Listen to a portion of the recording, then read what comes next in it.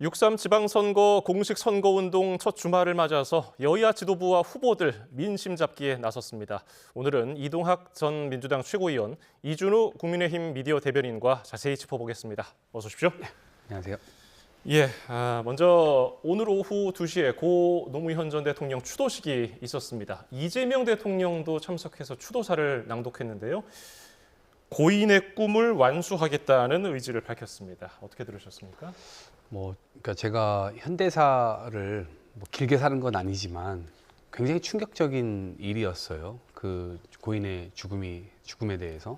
이제 그런 측면에서 정치적으로 매년 저희들이 기억을 다시 할 수밖에 없는 것이고, 고인의 뜻을 기린다는 게 뭐냐. 고인이 이제 평상시에 당시에 대통령을 할 때도 그렇고, 그 하기 전에도 그렇고 여러 가지 했던 말들이 많잖아요. 반칙과 특권 없는 세상, 그리고 사람 사는 세상, 그러니까 살맛 나는 세상, 이런 부분들에 대한 연설이 아직도 회자가 될 만큼, 그리고 또 대통령이 되셔서도 정치적으로는 대화와 타협 이런 것들을 굉장히 강조했고, 또 그걸 실천해야 하는 모습을 보여줬단 말이에요.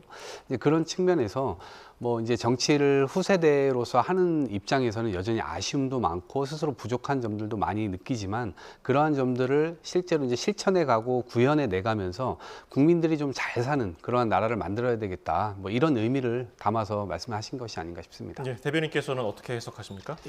노무현 전 대통령 하면 일단 지역 감정 해소라는 이제 키워드가 떠오르죠. 본인이 일생 동안 정치를 하면서 정치의 핵심 키워드가 지역 감정 해소였었고요. 실제로 그것을 실천을 하셨다라는 평가를 받고 있는 대통령이기도 합니다. 또 하나 한미 FTA 관련된 성과도 굉장히 좋게 역사적으로 평가받고 있습니다. 왜냐하면 민주당 진영 내에서 한미 FTA에 대해서 굉장히 반대 목소리가 많았었습니다. 심지어는 한미 FTA를 추진할 때 노무현 전 대통령을 찍은 그 손을 자르고 싶다는 말까지, 그런 비판적인 발언까지 나왔음에도 그걸 감수하고 국익을 위해서 한미 FTA를 추진했고, 그 결과 우리나라가 대미 수출 실적이 굉장히 좋아지는 그런 선택을 하셨던 분으로 기억을 많은 분들이 하고 있을 거라 믿습니다. 다만 이제 아쉬운 부분은 노무현 전 대통령께서 대통령이 끝난 이후에 박연차 씨와 관련된 그런 부분들은 좀 아쉬운 부분이 많이 있었다. 그렇게 좀 평가를 하고 싶습니다.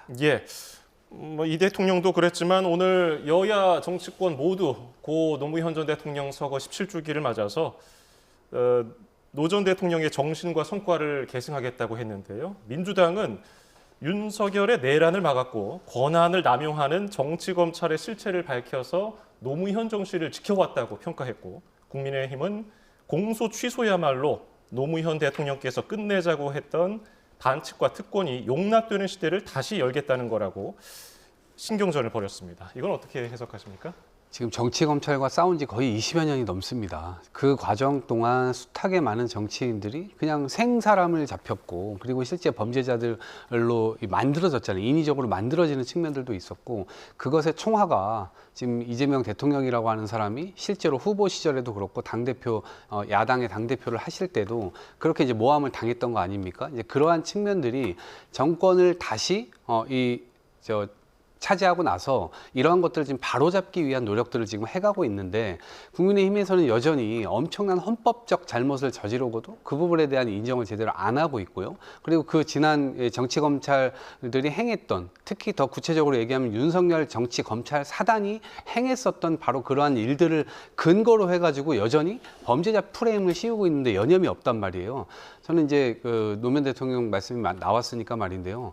사람이 잘못했을 때 용서를 구하고 잘못을 시인하고, 그리고 또 그 잘못을 했다 하더라도 본인이 진짜 진정으로 잘못을 인정한다면 그것에 대해서 또 용서를 하는 것도 사람 사는 세상 중에 하나라고 보거든요. 근데 그러한 측면들이 이루어지지 않고 모든 걸 다 법대로 하자. 그래서 법 기술자들이 지금 만능의 세상이 됐다라고 하는 점에서는 좀 굉장히 저희 사회가 바꿔야 될 문제가 여전히 많다라고 생각하고요. 그것이 지금 정치적으로 오늘날 이렇게 공방을 오늘 같은 날은 하고 싶지 않지만, 그러한 측면들을 국민들께서 다 보고 계실 거다 이렇게 생각합니다. 정치 검찰을 비판한 민주당 메시지 어떻게 들으셨습니까? 저는 이제 민주당에서 참 그럴 말 자기 있는가라는 생각이 듭니다. 정치 검찰 비판했지만 아예 검찰을 없애버리지 않습니까? 그러면서 어떤 목적으로 없앤 거죠?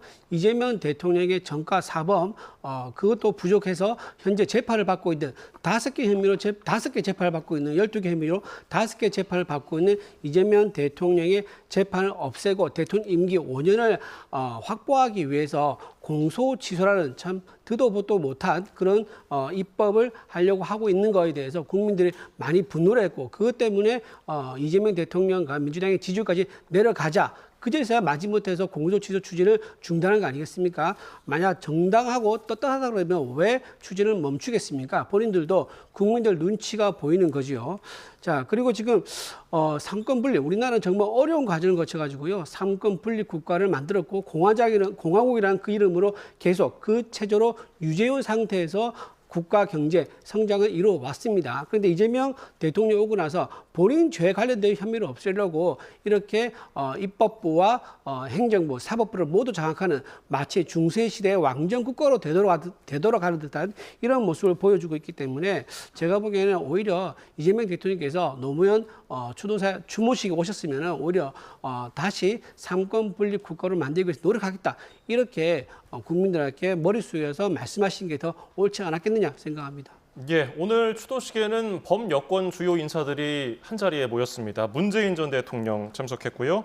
국회의장, 국무총리, 또 정청래 대표, 조국혁신당 할 것 없이 범여권 진보 진영 인사들이 모두 모였거든요. 네. 어떤 결집 효과를 노렸다고 봐야 될까요? 아니요, 결집 효과를 노리기보다는 고인의 추도식이 있는 날이니까 그렇게 해서 이제 건조하게 생각하고 당연히 이제 그 고인의 뜻을 기리는 것이 가장 최우선 아니겠습니까? 이제 그런 점에서 우리들이 어떻게 지금까지 해왔는지를 다시 한번 되짚어보고 특히 지금 또 선거가 벌어지고 있기 때문에 그런 관점에서 이제 해석을 하시는 분들이 있을 텐데요. 그런 걸 저희들이 인위적으로 한다고 해서 국민들께서 그걸 다 그렇게 받아들이시겠습니까? 오히려 노무현이라고 하는 정치인이 가려고 했었던 그 길, 그리고 국가를 좀 잘 살게 하자. 대한민국 사람들도 좀 선진국다운 세상에 살게 하자라고 했던 그 뜻을 좀 기리면서 실제로 지금 현존하는 정치인들이 그런 것들을 어떻게 구현해 나갈 것인가 그러한 메시지를 더 내고 그 메시지에 기반해서 실제로 행동까지 해 나가면서 실제로 변화를 좀 이루어 나가면 그것이 좋은 평가로 이어진다라고 생각합니다. 그런 점에서 오늘은 이 노무현 전 대통령에 대한 숭고한 어떤 업적이나 이런 것들도 기리고 실제로 우리가 거기에서 어떤 걸 또 받아 안아서 해나가야 될지 그런 것들을 차분하게 생각하는 그런 날이라고 봅니다. 예, 오늘 선거를 10하루 남긴 날이기 때문에 이 추도식에 어떤 인사들이 모일지 어떤 메시지를 내비칠지 이 점도 관심이었거든요. 오늘 어떤 효과가 있을 거라고 보세요? 일단 민주당 진영에서 이렇게 한자리에 모인 것은 민주당 지지자들한테 결집효과가 좀 있을 것 같긴 합니다. 하지만 겉으로 보기에 이렇게 한자리에 다 모여있지만 실제 속내는 아마 동상이몽일 겁니다. 이재명 대통령과 문재인 전 대통령 사이에 갈등이 많았다는 것, 이것은 많은 알려져 있는 사실 아니겠습니까? 그런 상황에서 문재인 전 대통령 볼 때 딱히 반가운 감정은 아니고 좀 복잡한 심정이 아니었을까 싶은 생각도 듭니다. 더군다나 정청래 당대표도 그 자리에 있었는데 정청래 당대표는 자기 전당대회에서 또다시 당대표 도전하려고 하고 있는 상황이고요. 또 바로 그 옆에는 김민석 국무총리가 있었습니다. 김민석 국무총리 지난주에 어떻게 했습니까? 상임위별 민주당 의원들 만나서 내가 다음에 무엇을 하면 좋겠느냐라고 일일이 물어봤다고 합니다. 그게 무슨 의미겠지요? 아마도 전당대회 나오세요. 우리가 도와드리겠습니다. 그 말을 듣고 싶어서 물어본 거 아니겠느냐 생각이 듭니다. 그리고 우원식 국회의장도 그 자리에서 있었는데 사실 또 대권에 욕심이 있다는 얘기가 있습니다. 이렇게 각자 나오신 주요 인사들이 전부 다 각각의 생각이 있는 이런 상황이기 때문에 그림은 같지만 아마 속은 굉장히 복잡한 동상이몽의 한자리였다. 저는 그렇게 평가합니다. 예, 계속해서 보여드리고 있는 저곳. 노무현 전 대통령의 고향이자 묘소가 있는 경남 김해. 전통적으로 보수가 강세를 보이던 곳이거든요. 그래서 경남지사 선거 민주당 김경수 후보 또 국민의힘 박완수 후보가 경합을 보이고 있습니다. 이건 어떤 이유라고 보십니까? 저희가 도전하는 입장이잖아요. 도전하는 입장에다가 지금 윤석열 전 정권이 참사 정권이라고 할 정도로 어마어마한 참사들을 일으켰고 또 헌법적인 참사도 일으켰잖아요. 그런 부분들에 대해서 심판해야 된다라고 하는 정서가 기본적으로 좀 있다라고 생각하고요. 4년 전에 김경수 지사가 전 지사를 할 때 메가시티라고 해가지고 부울경으로 해서 힘을 좀 합쳐가지고 우리도 잘 먹고 잘 살아보자. 그러니까 너무나 일극체제 서울 수도 중심으로만 갈 것이 아니고 남부권에도 그런 경쟁력 있는 사이즈 큰 도시를 한번 만들어 보자라고 해가지고 그런 것들을 추진했었는데 국민의힘 정권 그 지방 정부가 들어와가지고 그걸 다 없는 일로 해버렸단 말이에요. 그리고 나서 계속 쇠락의 길로 또 갔단 말이에요. 그래놓고 이제 와가지고 뭔가 무슨 특별법을 만든다 혹은 도시 관련돼서 뭐 연합을 해야 된다는 등 본인들만의 어떤 이걸로 만들려고 했습니다만 그런 것들이 죄다 실패했습니다.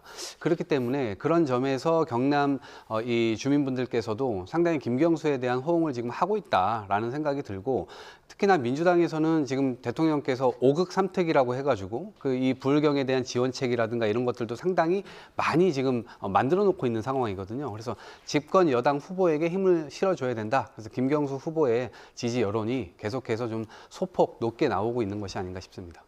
경합을 보이고 있고 오차범위 내기 때문에 우위를 가릴 수 없는 상황이라는 점 다시 한번 말씀드리면서 어떤 의미로 보십니까? 예, 지금 뭐 참사라고 말씀하셨습니다. 뭐 윤석열 전 이제 정권 참사였기 때문에 이번 이제 지방선거는 민주당이 압도적으로 유리할 것이다. 이제 이런 취지 같아요. 근데 참사란 말이 무색하게 지금 지지율 격차를 보면 5% 포인트로 오차범위에 붙어 있는 그런 모습을 볼 수 있습니다. 왜 이런 일이 일어났을까요?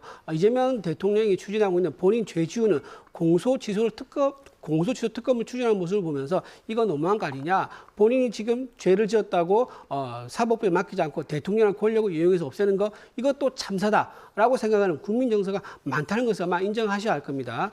또 하나 박한수 후보가 이렇게 인정을 받는 이유 중에 하나가 뭐냐면 공약 이행률. 그동안 이제 4년 동안 이제 도정을 이끌면서 공약 이행률이 시민단체 평가에 의하면 80%가 넘는다는 결과가 있습니다. 또 경남 지역 총생산이죠. 전국 3위입니다. 그리고 경제 성장률도 4위입니다. 이렇게 모든 지표에서 아직 상위권을 유지하고 있는데 경남 주민들 입장에서는 딱히 새로운 사람 근데 새로운 사람이 어떤 사람이죠? 여론 조작을 해가지고 지역형을 받는 사람입니다. 그 사람으로 굳이 교체할 이유가 없다는 것이 지역 정서, 현재 지지율로 나타난 게 아니겠는가 생각합니다. 예, 그런가 하면은 대구로 가볼까요? 선거의 여왕으로 불렸던 박근혜 전 대통령이 추경호 국민의힘 대구시장 후보와 함께 칠성시장을 찾았습니다.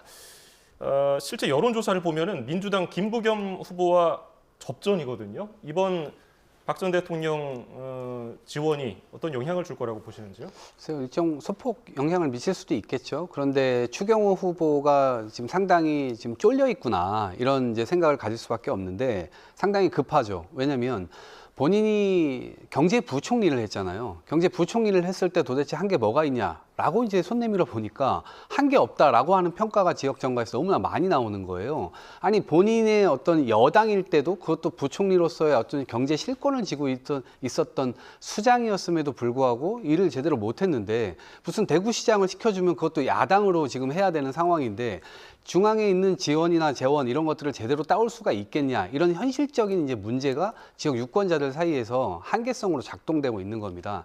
이제 그런 차원에서 상당히 지금 어려운 선거를 하고 있다 보니까 마음이 급해질 수밖에 없고 이게 이 박근혜 전 대통령을 이제 모셔라고 와서 사람들한테 그거 옛날에 어떤 향수라도 부추겨야 내가 일정 부분의 표를 얻을 수 있는 거 아니냐라고 이제 상당히 좁게 지금 하고 있는데.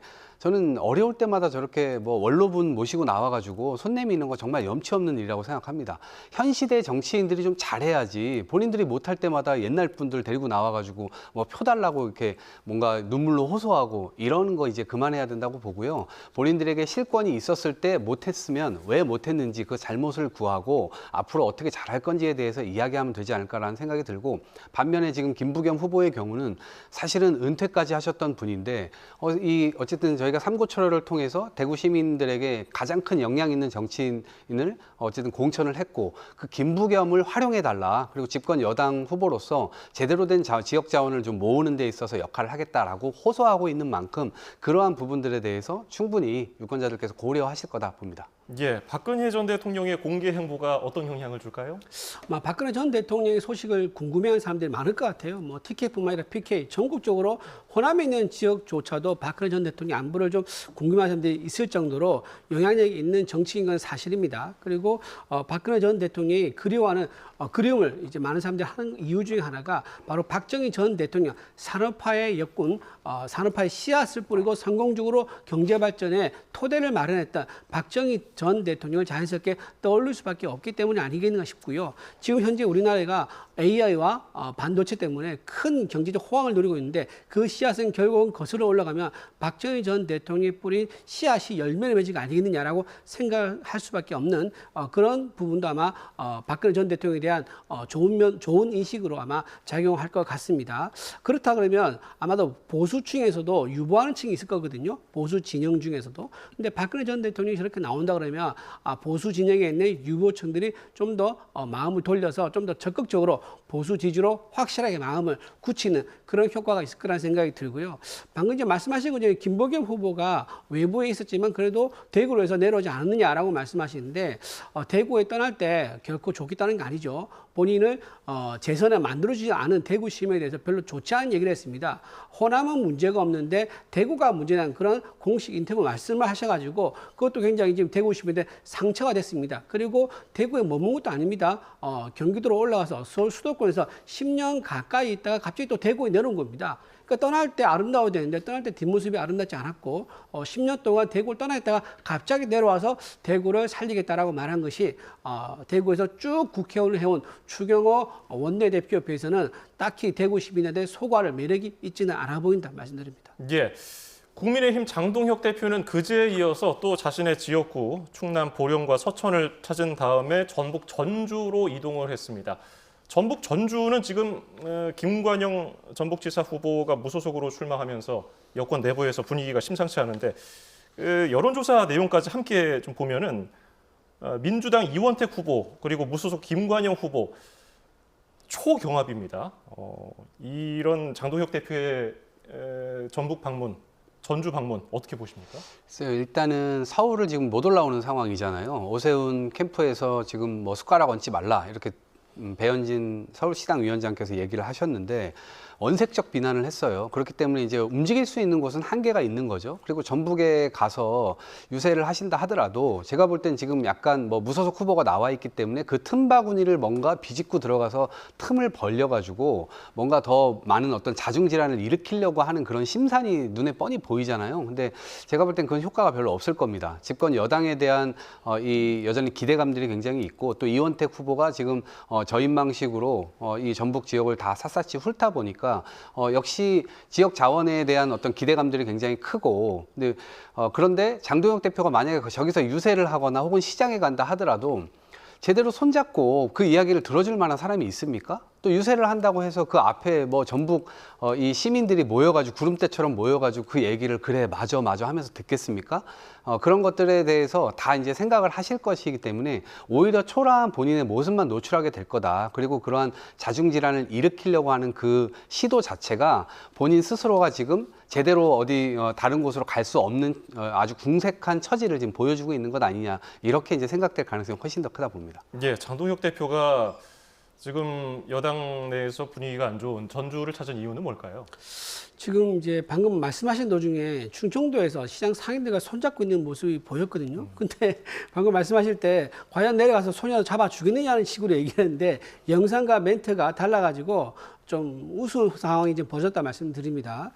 지금 이제 충청도가 장동혁 대표의 중요한 이유는 뭐냐면 충청도 중원입니다. 충청도에서 기세를 어떻게 잡냐에 따라 가지고 전국 선거 판세의 방향이 잡히는 거거든요. 근데 지금 충청도가 지금 심상치 않습니다. 지금 충남도지사 후보죠. 김태웅 후보가 박수영 후보하고 굉장히 접전을 벌이고 있습니다. 이 두 분이 처음에는 박수영 후보가 넉넉하게 앞서지 않겠냐라고 생각했었지만 그러지 않습니다. 김태웅 후보가 굉장히 접전을 벌이면서 오차범위내에서 누가 우위다 가리기 어려울 정도의 상황인 거고요. 거기에 자신의 지역구인 충남 보령과 서천을 찾은 장동혁 대표는 충남에서 에너지를 모아서 전체 선거판의 기세를 만들어 가겠다라는 그런 의미로 보일 수가 있을 것 같습니다. 그러면 전주 맞나요? 전주에는 왜 갔을까요? 전주가 이제 호남의 관문입니다.